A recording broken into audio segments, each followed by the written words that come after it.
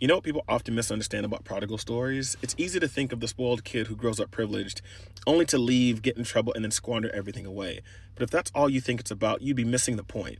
The point of the story, if you look closer, is to show you what happens when the reckless abandon on one account meets the reckless love, forgiveness, and acceptance on the other.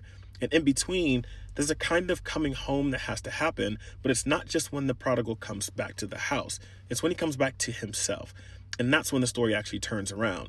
And Justin seemed to do that at least twice in his life. So by the time he gets to Coachella, it feels way more like a homecoming than just a headliner. And it's easy to forget that he started this journey when he was a teenager.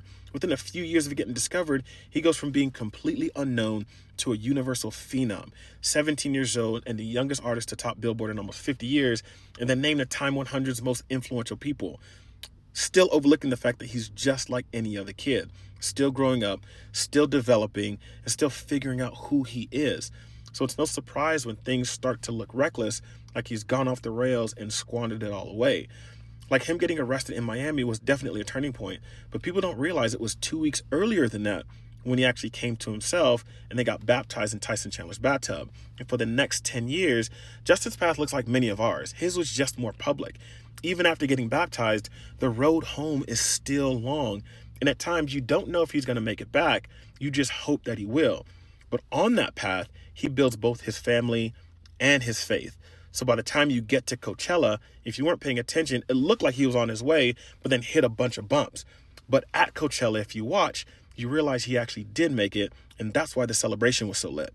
It's like anytime there's a falling out with family or friends, but then you think back on all those good times, the laughs, the tears, how y'all got through stuff. Regardless of what happens, those memories do not go away, not the way they made you feel.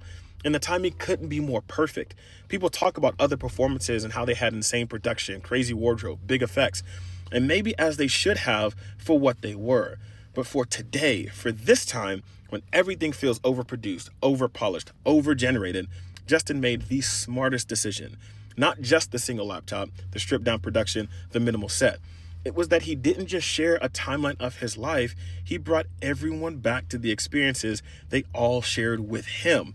Coachella was a family reunion, and the home he made it back to, he'd built over the past decade. So even though he'd lost so much in one sense, on the other, he found so much more love, more joy, more acceptance. And that's why Coachella's performance didn't need all the extras. Just him, everyone who loves him, and the savior he knows accepts him. Justin, welcome home.